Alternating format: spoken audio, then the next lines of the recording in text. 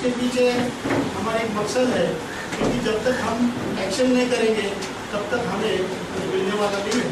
बहुत सारी हम मीटिंग लगाते हैं और मीटिंग में हम लोग उपस्थित भी रहते हैं और फिर चले जाते हैं, बिगड़ जाते हैं और काम कुछ नहीं होता। आज की मीटिंग का ये मकसद है कि क्या सही मायने में भारतीय संविधान की अमलबजावनी करने के लिए हमारा कोई योगदान है।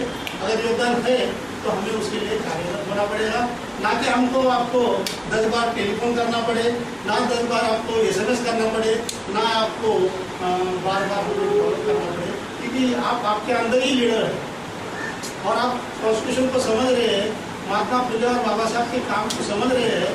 तो इस बात को हम ध्यान में रखते हुए इस मीटिंग से कुछ नतीजे निकल आएंगे। यहाँ पे हमने मुंबई गवर्नर विभाग के मैक्सिमम लोगों को बुलाया है, उसमें मुंबई और थाना के ज़्यादा लोग यहाँ आए हैं। जो अभी आपके सामने सभी लोगों ने करीबन जय भीम बोला, मगर वो जय भीम सोच विचार से बात कर रहे थे। वो जय भीम बोलने वाले लोग SC ST OBC के लोग हैं।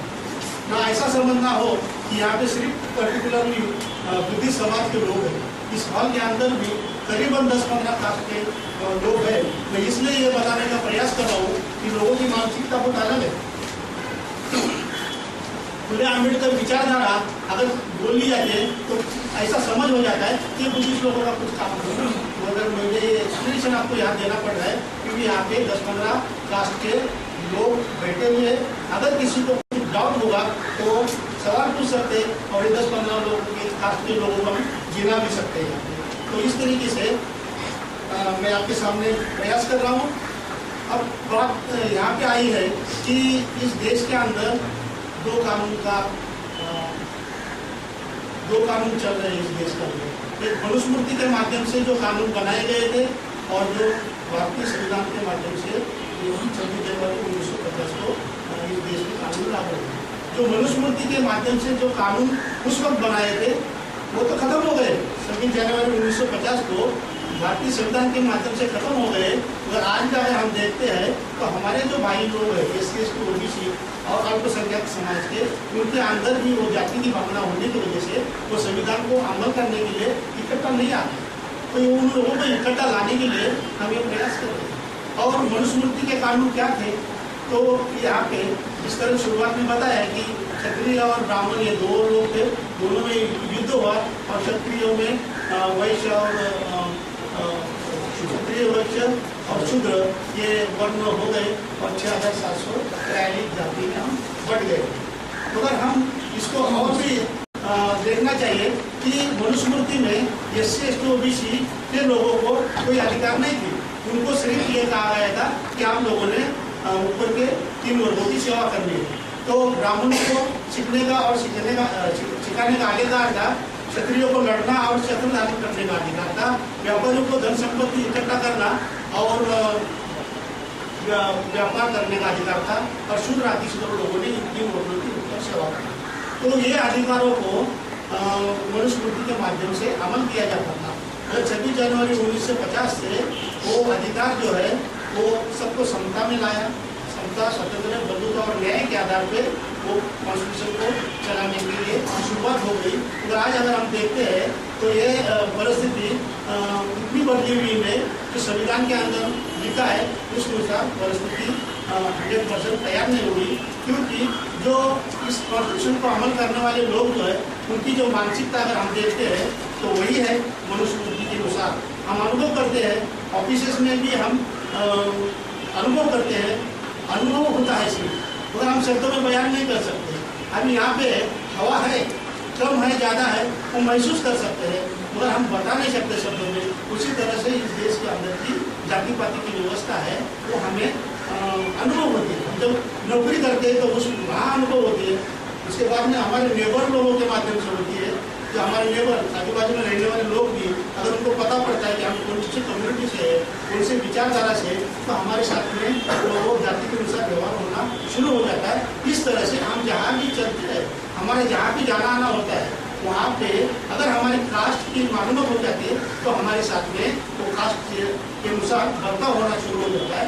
और ये बर्ताव अगर कंटिन्यूसली इसी तरह रहा तो बहुत बड़ा हम नुकसान हो जाएंगे, क्योंकि जो अधिकार हमें मिला है वोटिंग का अधिकार हमें मिला है, मगर ये वोटिंग का अधिकार हमको दिलाने के लिए तो बहुत प्रयास करना पड़ा। महात्मा फुले जी और बाबा साहब को बहुत प्रयास करना पड़ा कि उन लोगों को सिर्फ वोटिंग का अधिकार था जो कुछ टैक्स भरते हैं, जिनके पास ज्यादा धन संपत्ति है, ऐसे ही लोगों को उस वक्त मतदान करने का अधिकार था। और हमारे जो लोग थे SC ST OBC और अल्पसंख्यक, उनके पास तो कोई धन संपत्ति नहीं थी, उनके पास तो कोई टैक्स भरा नहीं जाता था और इसलिए उनको वोटिंग का अधिकार नहीं था। तो ये वोटिंग का अधिकार मिलाने के लिए बाबा साहब को और फुले जी को और उनकी उस वक्त के जो साथ में काम करने वाले लोगों को बहुत प्रयास करना पड़ा और तब जाकर के कॉन्स्टिट्यूशन में हमारे लिए वोट का अधिकार मिला। तो आज मैंने पेपर में पढ़ा कि ग्राम पंचायत इलेक्शन के अंदर जो इलेक्शन लड़ने वाला व्यक्ति है उसको घर में अगर टॉयलेट नहीं होगा, संडास नहीं होगा तो इलेक्शन में खड़ा नहीं रह सकता। तो आप जिससे आप सोच सकते हैं कि उल्टी गंगा बह रही है। अगर ये इस तरह से उन्होंने काम को शुरू कर दिया है, अगर हम आगे जाकर के देखते हैं कि हमने हमेशा यही सोचते रहे कि अगर मेरे घर की तरक्की होगी, मेरी फैमिली की अगर तरक्की होगी और समाज में उसी तरह से सभी लोगों ने अगर तरक्की की तो सब कुछ ठीक ठाक हो जाएगा। और हम जब भी लोगों के पास जाते थे यही बात हमको सुनने को मिलती। तो आज अगर हम देखते हैं कि जिन लोगों ने 1950 से 2010 तक अपनी फैमिली की डेवलपमेंट की और समाज के सामने एक बहुत बड़ा प्रॉब्लम खड़ा हुआ है। अगर हम देखते हैं कि हमने हमारी फैमिली को तो डेवलप किया, हमारे बच्चों को इंजीनियर बनाया, डॉक्टर बनाया, वकील बनाया, जज बनाया, मगर आज हमारे बच्चों को नौकरियां उपलब्ध नहीं है। अगर में न्यूज़ पढ़ो, अब कोई भी रोजगार समाचार पढ़ो, उसमें यह बताया जाता है कि कॉन्ट्रैक्ट बेसिस पे नौकरियां उपलब्ध है। सिर्फ कॉन्ट्रैक्ट बेसिस पे, कॉन्ट्रैक्ट बेसिस पे ये जो नौकरियां है वो जो गवर्नमेंट रूल और रेगुलेशन के अनुसार पेमेंट नहीं मिलता।